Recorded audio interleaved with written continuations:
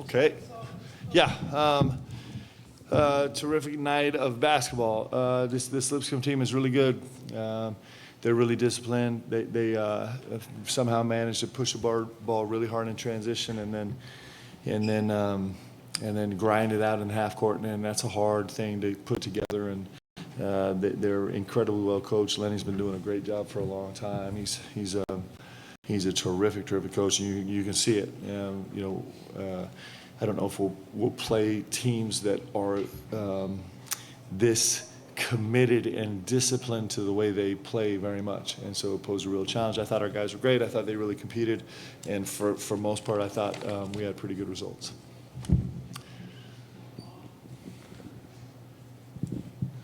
Yeah, Mark, I wonder with a team this old, what was your anxiety level like this week in terms of a letdown after such an emotional game with Duke? We so it's interesting. We had this conversation earlier today with the broadcast team, but we don't stress, like we don't get nervous, we don't worry, because it doesn't actually work. Sometimes we think if teams have a letdown after a big win, that it's because oh man, if the coach had just thought about the possibility of being a letdown and prepared his team for no letdown, it wouldn't happen. And what happens is we all just overkill, right? We just start pushing that narrative so hard with our teams, and so we don't actually do it at all. We're going to always be focused on what we need to do. And so we really work hard. I mean, it's human nature to worry about that a little bit, but we really work hard to focus on what we are trying to do.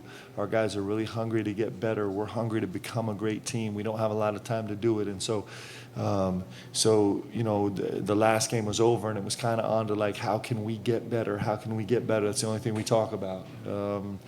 And the biology of that, actually, the neuroscience of that is 100% in support of that, right?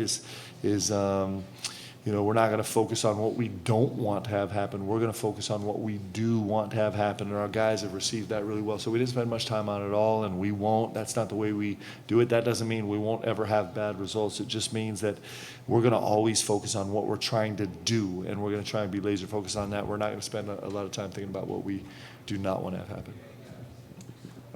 Mark, I know you obviously had no offensive concerns with Jackson after the Duke game, but can you just speak to how much he's grown over the past 2.5 years since you've known him? And is he a guy that maybe you had to 2 years ago step in and say something to after a game like that where you just don't worry about it now? Yeah, I mean, I'm so impressed with Jackson Robinson.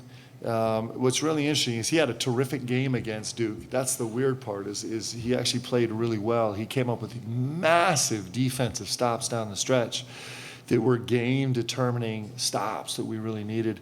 And there's a couple things that we're really impressed about Jackson, his growth and his maturity, is that he wasn't having a huge impact on the game in the scorebook offensively, although he was having a huge impact gravity-wise, but it wasn't the payoff of the scorebook and all the things. And he refused to let that drain his defensive intensity and his energy towards his team. Some of my favorite pictures coming out of that game, we get all these pictures coming at us, and it's like Jackson Robinson, Andrew Carr gets an N1, and Jax is like the first guy to be there, just screaming, and his veins are popping out his neck, and every bit of emotion's there. And the ability that he has as a veteran player to stay in the moment in the game and care about his teammates and still perform at a great level defensively, even when he's not putting up 20 or 30, is a massive. It's just what you dream about coaching, right? It's going to serve him well this year. It's going to serve him great in the NBA, and it's been really inspiring to be able to witness his growth. I don't know how many times we're going to get to coach players for 3 years anymore, but it's been unbelievable to be able to coach him for two years and 4 games, and I love it. I'm really proud of him. Coach, Kobe Bryant continues to shoot the ball at an incredible numbers, but he does other things such as 7 rebounds tonight. Continues to rebound the ball. Is there any other part of his game that you would like to unlock, and do you continue to expect him to shoot at such an amazing clip? Yeah, I thought he was great on the glass tonight. It wasn't just 7 rebounds, but it was challenge rebounds. It was physical rebounds. I was really proud of him for that. He ended up with some switch mismatches that he handled really well. I still think he's got a huge amount of game in his tank on the defensive end and isolation and handling guys one-on-one. Kobe's interesting because sometimes my eyes trick me, and at the end of the game, he's actually got a better defensive package than I thought I saw. So with him, I always have to go back to the numbers to just check with my eyes right now as I'm learning him as a defensive player. I also think he's got a chance to be a terrific playmaker. He's still learning to get off 2 feet. He had one opportunity where he shot fake and drove baseline right in front of our bench, where he could see the bottom kind of was there, and he bailed out of it, and I actually have the confidence in him. I'd love him to carve out space, get a shoulder into the hips that he just turned, carve out some space, and get all the way to 2 feet, because he's really good in there. And so I'd like him to grow in that sense about being able to probe more downhill, more confidently, more often while creating space. And I'd like him to continue to be a really, really dangerous, huge energy cutter. He probably doesn't manufacture as much as he can yet.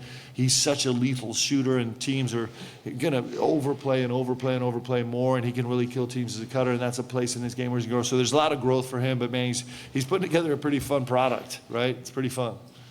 It's hard. Like we talked about it. Lipscomb came in having played 34 possessions of zone at a .511 points per possession. That's ridiculous, guys. That's so good.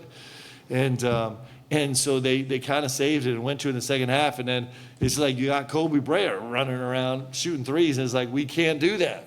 So I think we're almost 2 points per possession, or over 2 points per possession against the zone. And he just is, he's a fun player to coach. He's a beautiful human being. Coach, the other coach for Lipscomb tonight talked about how if Butler's hitting the shots that he's hitting, he said they're going to be unstoppable.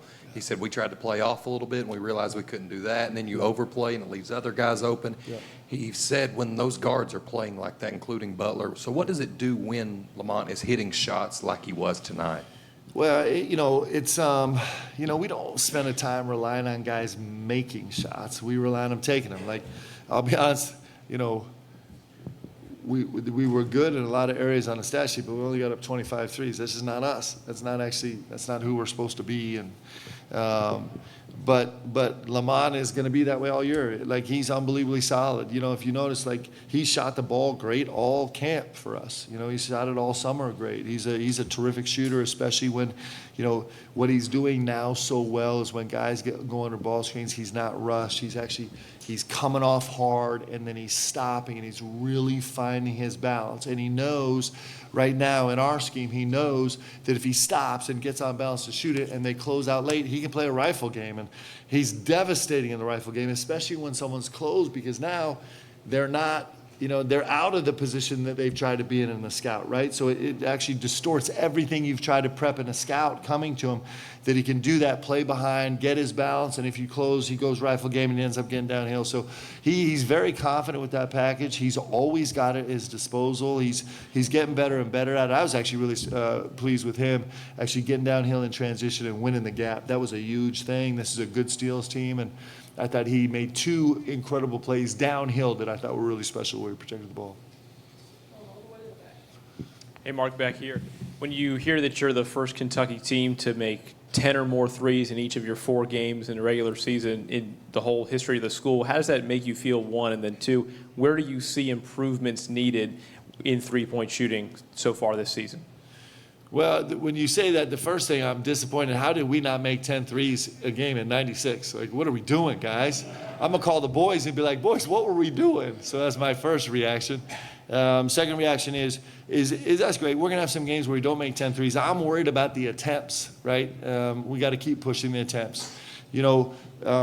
I'm nitpicking because our guys played terrific tonight. I thought they were great, but we only had 10 assists. That's not us. The ball, give credit to Lipscomb. They were really out of help a lot in this game, and so it ended up with a lot of guys having open shots, where they didn't have to earn it for each other. It was just standing there open, and we shot 48% from 3. So I just like to get more of them. But I'm proud of that. I mean, it's a really important part of our of our team. I would be more excited if we were at 35 3-point attempts a game, but I'll take the 10 makes for sure. Mark, back here. You talk about, I guess, only 10 assists, but you only had 8 turnovers. Yeah. And I think for a while in the second half, you didn't have any. Yeah. What is it about the discipline with a team like that, with the style you play and trying to push it, especially, shooting threes? Yep. Yeah, I mean, the turnovers is a massive issue for us. I think we had 6. We have 6 or 7 in the first half. I think we had 6, right? And that was not, we weren't really pleased about that, but I thought in the second half we were much, much better. Turnover game is just massively important to the way we play. We believe that the more aggressive we are, the more attack mode we are, the less turnovers we're going to have. And then the concepts that we've talked about all together several times about 2 hands, 2 feet, and driving lines and keeping KDAs and all the concepts that we focus on. Simple plays, winning gaps was a huge point of emphasis tonight. If you watch the Western Kentucky game, these guys were terrorizing Western Kentucky on drives by getting gap rake steals, right? And so that's a huge point of emphasis for our guys, and they did that really, really well. Us being low on the turnover space is what happens when we're really aggressive and when we stay aggressive. When our guys are, when they're actually in the decision-making mindset rather than an emotional mindset, which we work hard to get to. And so I'm proud of that. It's really important. We need to be an under 10 turnover team. That's got to be a staple of who we are. We've been there the last 2 games, and we weren't against Bucknell. And I actually compare this game a little bit to Bucknell because of the changing defense. This was also, they didn't do it a lot, but they did a little bit changing defense. And when you face a team that's doing that, sometimes it slows you down, and it slowed us down against Bucknell. It didn't slow us down at all tonight, and I thought our guys responded well to that. So that's a lot of stuff, but yes, keeping this turnovers under 10 is really important. The way we do it's really important how we play. Mark over here. Actually, this part isn't a question, but Bucknell being the Bison, and then tonight they're the Bisons. That's another similarity there. But going back to Lamont and his shooting, he has so many elite skills, but if you just look on paper, his three-point shooting has never been what you call an elite skill. Yeah. So kind of a two-part question is, one, are the numbers there deceiving? Do you think he can, eventually become an elite three-point shooter? And 2, is there a certain percentage maybe that you're hoping that he reaches? Yeah, no, he is an elite level shooter. Listen, and please, don't get me in trouble for what I'm saying, because Dutch is one of the great coaches in all of college basketball, and Lamont's run at San Diego State was brilliant. I mean, he couldn't have been any better. They couldn't have been any better. I mean, there was a national championship game. But Lamont's going to be a way better shooter in our system because we shoot. That's what we do. It's a different style. Our emphases are different. It doesn't mean they're better or worse. It's just different. Lamont's an elite level shooter. I mean, Lamont he shot it great all summer. He's shooting it great this season. I have every expectation that he's going to continue to shoot it great. He actually finishes every shot. His balance is terrific. He's judicial about the ones that he takes. He works hard to get his feet before his hands, all the concepts that we care about in shooting, he shoots it great. So he's a dangerous guy that way, and it makes the game easier for us when people go under on him because he's going to make shots, and he's also going to be really smart about it. So I don't, it's just who he is. It's not, there's no prognosticating. That's just who he is as a player. He's really good. So Back here, sorry. Hi, Mark. Before this game, you mentioned that you wanted to focus a little bit on defense, and I was just wondering what you saw tonight that you liked, what you think you still need to improve on. Yeah, so there were some things I loved in the first half. First of all, we kept him under 39% barely. We tried desperately to get him over 39% in the last 5 minutes, but we hung in there, got him to 38.8% field goal percentage. That's really important. That's our marker, so I think we're 4 for 4, I think, on that stat. I thought we were there on the catch the whole night really well, minus the pick and pop situations with their 5 men, which was kind of a calculated decision on our part. They worked in our favor. So I was happy about challenging shots for sure. Both inside the 3 and outside. I was really proud of us in the first half. We only gave up 1 backdoor, and this is a great cutting team. They're excellent. They're almost 10%. is either 9 or 11% of their possessions are cuts, which is really high, guys. You don't see that a lot, and it's not dunker spot cuts. This is like real cuts. In that way, they're similar to us. And we only gave up 1 in the entire first half. I was really proud of that. And our guys were actually able to handle, they punish you because their scheme is you either have to race through handoffs and ball screens to get over top, or if you try and beat them to it, then it's a backdoor situation. Our guys' train tracks concepts were great tonight in the first half. I was really proud of that. We only gave up 3 offensive rebounds in the first half, although they were only sending 1 guy, but still, that's a good number for us. So there's a lot to be really pleased about on the defensive end.